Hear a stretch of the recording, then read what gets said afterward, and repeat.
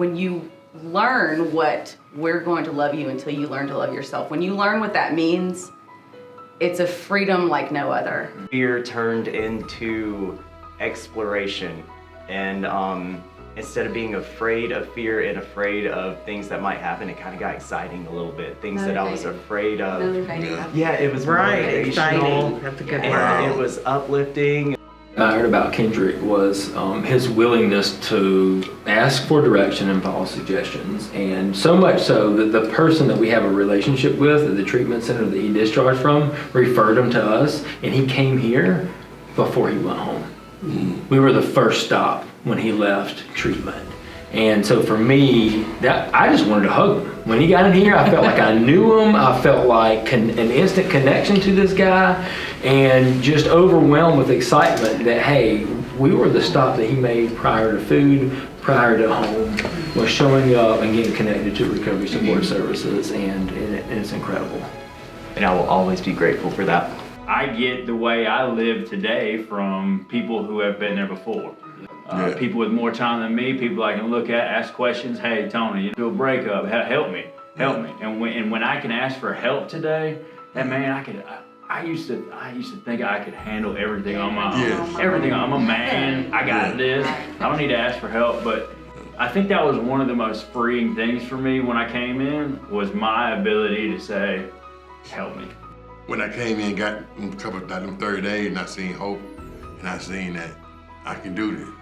You know, one day at a time. I just kept doing it one day at a time, and man, it turned out like Friday before Christmas. You know, every day to me. Yeah, you know, that's right. That's right. Just loving life. You know. Recovery's given me freedom to be able to really figure out who I am and be free with myself, and to live a life that is today full of joy I've never had. The conscious contact with a power greater than me, you know, that I call God is probably the most freeing experience I've ever had in my life.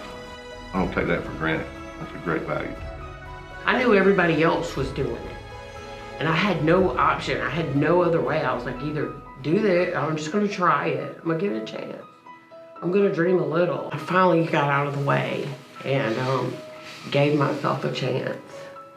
And it's the best thing. I mean, freedom. Now when I wake up, and I listen to the music on the way here. I listen to Michael Jackson's "Can You Feel It?" And I'm riding down the road. I'm like, but can you feel it?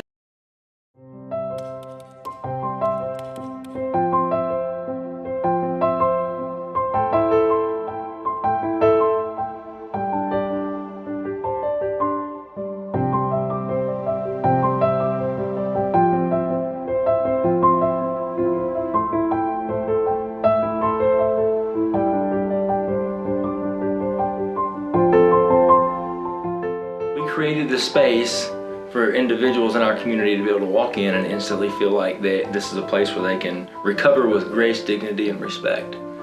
Billie Jane is typically the first individual that you'll see when you walk in. She does an outstanding job of providing support and explaining all the services that we have to offer here. We had a lot of help from volunteers helping us create the space that we get to work in every day. And we're really grateful for the individuals that came together to help us. I've attended several different meetings here. I mean, I've been here like 8 o'clock in the morning. I've seen, you know, Hank and Shelley working at 10 o'clock at night, you know, painting walls, you know, to have a safe place for people to come. So this is our largest room here at Coweta Forest. We use this space for many purposes: education opportunities, community support meetings, advocacy trainings, networking opportunities. We also utilize this space for yoga 2 times a week. We offer yoga here, and it's just a great opportunity for individuals to be able to come together and connect with their inner selves. We also offer yoga in the jail 2 times a week, which has been an incredible resource and an opportunity for us to connect with individuals in that setting so that they're more prone to come here when they discharge. One of the really awesome pieces about being in this environment is we have the ability to connect with people at some of their most vulnerable times. And so what we see is because we've already established a connection, and a rapport with that individual, they're more likely to come see us when they're discharged. Yeah. And because we're walking distance, oftentimes we get individuals that come up with our flyer in their hand, looking at the building, and I know that they've come from this place because we only hand out those flyers here. Yeah. And so it's really incredible. And we've seen some remarkable impact with individuals that have really come in, gravitated to a peer recovery coach, and been walked through these different phases of early recovery and been able to sustain long-term recovery. So there's been several individuals, a lot of the ladies that do yoga, a lot of the individuals that I've met during the support group and the education opportunities that we've connected to job opportunities, to employment opportunities, and just helping them progress into the next stage of life. The first office here is Shelly's office. Shelly is our education and employment specialist. And so anybody needing connection to education opportunities, resume building, all of those types of services, they schedule a one-on-one with Shelly, and she's able to work with individuals to set them up for next steps around education and employment. This is an additional office where you can have a little bit more privacy to do one-on-one peer support check-ins. A one-on-one or peer check-in is an opportunity to meet with a recovery coach to assess goals and next steps. It really helps the individual line up what their actions are with where they want to be, and allows regular contact to make sure that they're staying on course for their personal goals. So this is our kids' room. We utilize this room for childcare during support group meetings, as well as individuals that are in the process of reunification with their children can have supervised visitation here. We often provide recovery support services to peers that have additional needs. Through our community partnerships, we're able to provide the linkage necessary for them to get all of their needs met here in our community. Bridging the Gap, what most people know that we do is that we're a food pantry in the community. But that's just the tip of our iceberg. When people come to Bridging the Gap, they're usually in crisis, and that crisis leaves them in a position where they are short on food. Once people begin to come to us, they receive food from us, they begin to have a comfort level with us. Then they start to tell us about other things going on in their life. That gives us the opportunity to really serve them by connecting them to community partners who specialize in the areas of what they need help with. For someone who comes to us who's struggling with sobriety, it's connecting them with an organization like Coweta Force.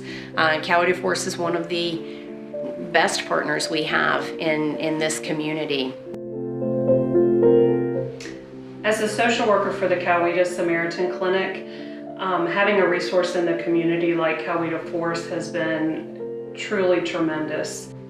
Typically, I meet with every new patient when they come to the clinic, and I do what's called a psychosocial assessment just to find out what's going on in their life and things that they might need help with immediately. And I'll never forget a woman coming in, and we were talking and just having regular, pleasant conversation, and then all of a sudden she started crying, and she said that she had been addicted to crack cocaine for over 30 years, and she was miserable in her life, and she was really desperate for help. And what I was able to do in that moment is pick up the phone and call Hank, who was ready and willing to talk with her immediately. And we literally walked over to Hank's office together, and I was able to do an in-person introduction and then leave her in the hands of people that could understand what she was going through and really help her talk about options for a plan. We participate in many pro-social events and activities throughout the year, such as walking in holiday parades, organizing Run for Recovery teams for local 5Ks, and providing a safe and sober atmosphere for New Year's Eve. Pro-social events and activities are vital to the connection and ongoing support as we learn to have fun, connect with our families and communities in recovery.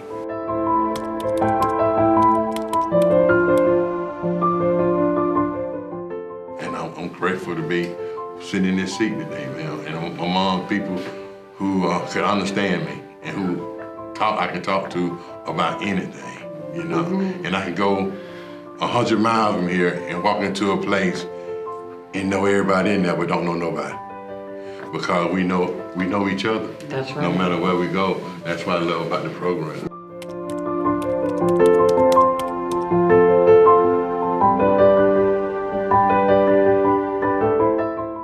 And today I can be my authentic, true self and just show up. And for me, that's a gift. It's a gift. You know, I get to be a grandmother today, and that's my heart. And if it wasn't for recovery, I wouldn't care.